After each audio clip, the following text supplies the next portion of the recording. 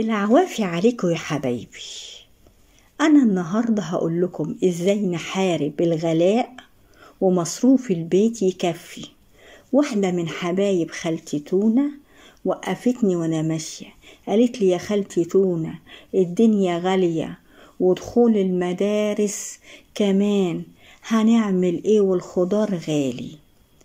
أول حاجة يا حبايبي بالنسبة للبطاطس، الكل بيحبها كبير وصغير ولازم تبقى موجودة في البيت. وسعر البطاطس دلوقتي وصل 25 و30 جنيه، يعني اللي بيجيب 2 كيلو يجيب كيلو، واللي بيجيب كيلو يجيب نص كيلو. طيب والفرق ده هنغطيه ازاي يا خالتي تونة؟ بدل ما نعمل صوابع البطاطس تخينة ونقليها نعملها شيبسي، دي هتوفر اكتر.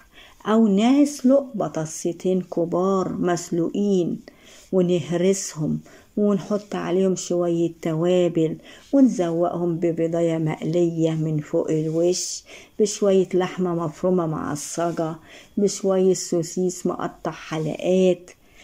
ادي يا حبايبي هتفتح نفس العيال.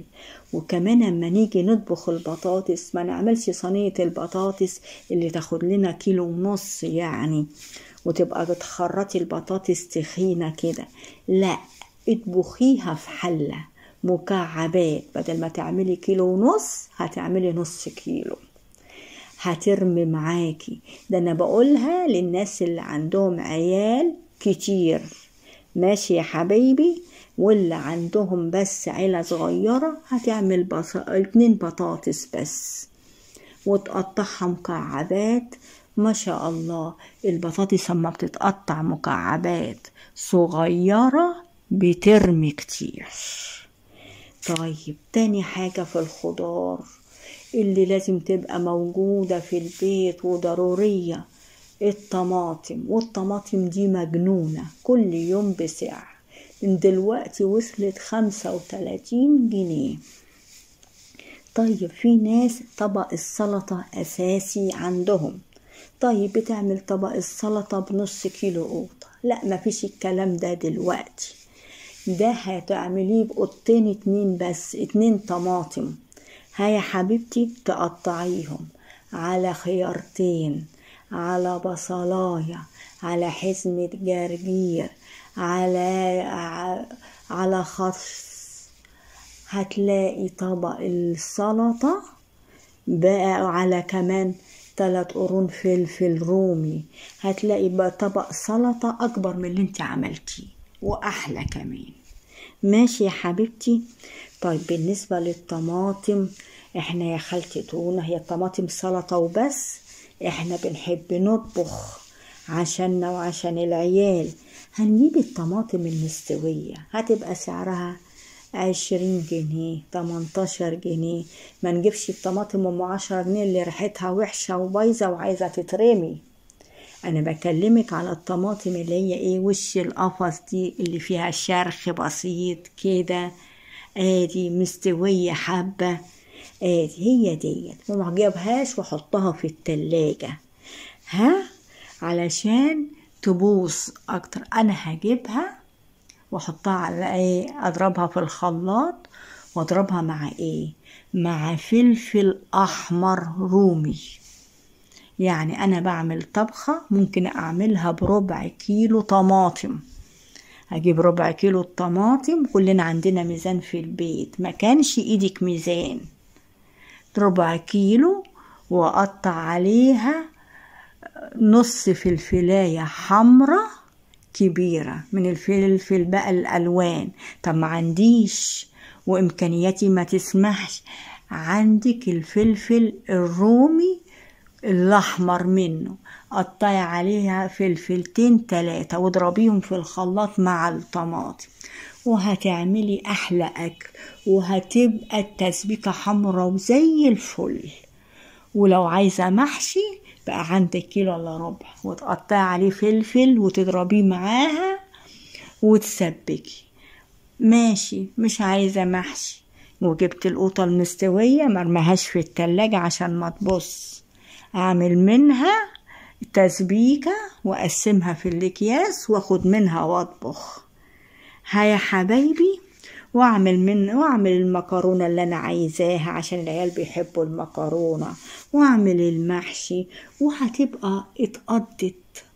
يا حبايبي، انا بقولك افكار وانتي اشطر من خالتي تونة. طب يا خالتي تونة، دلوقتي اوان الزيتون، وانا كنت بخلل عشان بحب المخلل جنب الاكل يفتح نفسي، والزيتون بقى ب70 وب80 وب85. يا حبيبتي استثني الزيتون ده خالص. دلوقتي الليمون رخيص، 1.5 كيلو ب10. اجيب الليمون واغسله واسلقه، بعد الغلية ب5 دقايق اسيبه بعد ما يغلي 5 دقايق او 7 دقايق على النار، وبعد كده اطفي عليه واغير له المية لمدة 3 أيام. اخليه منقوع في المية، كل يوم اغير له المية لمدة 3 أيام، وبعد كده مية وملح واحطه في قلب بطرمان او في قلب علبة، وكلي احلى ليمون. وحطي معاه فلفل حامي الرفيع البلدي، موجود دلوقتي وبيبقى عسل في قلب التخليل. طيب يا خالتي تونة، هو انا هفضل اكل ليمون على طول؟ لا، الخيار البلدي دلوقتي اوانه. خلي لك 2 كيلو مع شوية فلفل بلدي رفيع، ما تجيبوش الفلفل التخين يتهري، احسن حاجة الفلفل البلدي بتاعنا. طيب يا خالتي تونة، طب انا بقى مش عايزة اكل ليمون دلوقتي ولا خيار، عايزة اكل برضو مخلل نوع تاني مختلف. يا حبايبي، عندك البتنجان، حتى لو بتنجان ابيض دقلجيه في الزيت كده هوت، بس وطي عليه النار وغطي عليه عشان قلبه يستوي، واعملي توم بملح وشطة وليمون او خل وخلليه. ما تقفيش، ما لقيتيش الاسود لقيت الابيض خللي، هو هيقولك لا وهيبقى اطعم كمان. طب يا حبايبي، الكشري اللي الناس يعني ده بيوفر معاكي، يعني تجيبي 1/4 كيلو عدس وزودي كمية الشعرية وزودي كمية المكرونة دي للعيلة الكبيرة. العيلة الصغيرة اللي من 4 تنفار نص ربع العدس، يعني 8 كيلو، يعني 1/4 كيلو تقسميه على مرتين. وخففي الصلصة بتاعة الكشري عشان القطة غالية، يعني خففيها برضو، تضربي عليها فلفل احمر وخففيها شوية، ما تبقاش تخينة كده اهو. ادي عشان انا بقولك حاجات تديكي افكار، ادي والعيال ولادك ما يحسوش في فرق.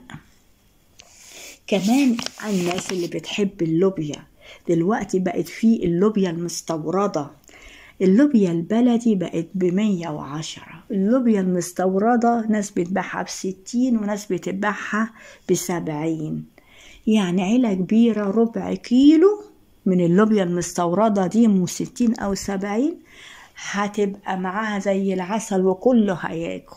أما العيلة الصغيرة اللي من 4 تنفار أو 3 تنفار تعمل يا حبايبي نص الربع، هتاكل وتشبع والدنيا هتبقى مظبوطة معاهم. طب يا خالتي تونة، البانيه أساسي والعيال بيحبوا البانيه. طيب يا حبيبتي، ده من حظكم، يعني انت هتطبخي كل طبخة باللحمة اللي ب400 وزيادة؟ يعني اما تسلقي اللحمة زودي المية شوية فيها تبقى شوربة وشيليها أكياس في قلب الفريزر، او ما فيش عندك حطي 1 ماجي واطبخي واعملي البانيه. مش تدي العيل ولا تدي نفسك وجوزك حتة قد كف ايدك، الحتة اللي قد كف ايدك دي اقسميها بالطول، يعني النص كيلو بانيه هيقعد على يومين مع العيلة الكبيرة.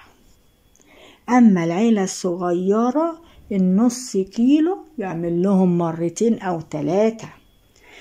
يا حبايبي شغلوا دماغكم وما تنكدوش وتقولوا الفلوس مش مقضية. وايه كمان؟ الكفتة ده بروتين ومفيد للعيال وممكن توفري. يعني الكفتة مش ممكن، يعني ممكن، يعني عندك اللحمة المستوردة البرازيل الحلوة، عندك لحمة الجيش المدعمة ادي، وبشري عليها بصلاية كبيرة على 1/4 كيلو، وقرن فلفل رومي، ومعلقة كبيرة برغل، ونص معلقة صغيرة بيكنج باودر.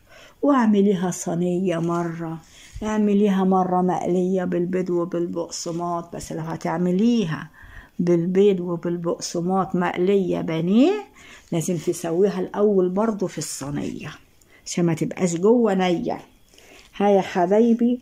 طيب البيض غالي، طب انا هقلي النص كيلو بانيه او 1/4 كيلو كفتة لحمة يعني بانيه بكام بيضة؟ ببيضتين زي الاول، هي بيضة واحدة، واحط لها 1/4 كوباية صغيرة لبن، مفيش لبن 1/4 كوباية صغيرة مية، ويا حبيبتي هتطلع جميلة ومفيش فرق، والله ما في فرق، وهتشكروا خالتي تونة وهتبدعوا اكتر. في حاجات فايته خالتي تونة، انتوا بقى بشطارتكم هتعملوها، انا اديتكم الفكرة وتعملوها. طب والعيلة الكبيرة عايزين يفطروا بيض، طب يا حبيبتي البيض غالي، هتعملي لكل واحد بيضاية؟ لا، هعمل شكشوكة بالفلفل والبصل و2 طماطم اقطعها وما يتعصجوا كده، احط عليها بيضتين والكل هياكل. ودلوقتي مفيش، انا هعمل مكرونة وبرضو ما في عيش فلوس، اجيب والعيلة كبيرة 6 نفار مثلا، خلاص اسلقي 3 بيضات واقسمي كل 2 واحدة، هتمشي معاكي والدنيا هتبقى تمشي وما تزمتهاش. مش لازم يعني، ما هو البيض برضه بروتين واكلتيهم برضه، والمكرونة مش لازم العيل 5 6 صوابع، كفاية 2 3 ومشيها تمشي. ها يا حبايبي. طب لجينا للتحلية، انا هقول لكم على تحلية جميلة جدا. البلح الاسمر اللي هو المستوي ده، اما بتقشريه وتعمليه في شوية زيت او سمنة وتعمليه سندوتشات بالعيش البلدي بالعيش الفينو، تحطيه في قلب فطير مستوي يعني، وهتاكلوه تحفة جميل جدا. في ناس بتخزنه، بتقشره وبتحطه في اكياس في الفريزر لان وقته قصير. ها يا حبايبي، وهيديكوا طاقة وهيديكوا كده هوت غذاء في جسمكم، سكريات داخلة من غير ما تشتري سكر الكيس بالشيء الفلاني. او عندك تحلية.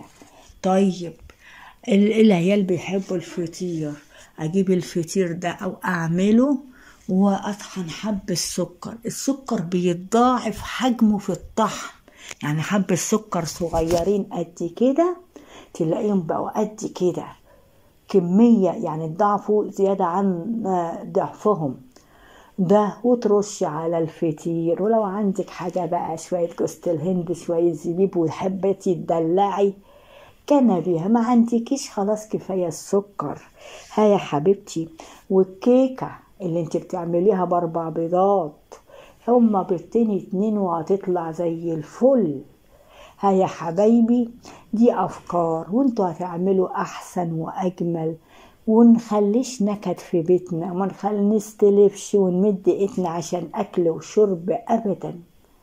عارفة المصروف هيقضي، ومش هقولك كمان هيفيد منك. انت لو مشيتي على نفس الخطوات والطريقة اللي انا بقولها لك هتدعوا لخالتي تونة ولو انت استفدتي انشري الفيديو عشان غيرك يستفاد، وما تنكديش على جوزك وتقولي له مصروف البيت مش مقضي. انت مش خايبة، انت شاطرة الشطار. وان عجبكم الفيديو بتاعنا ما تنسوناش في اللايك والشير، وتمسوا بالخير يا حبايبي.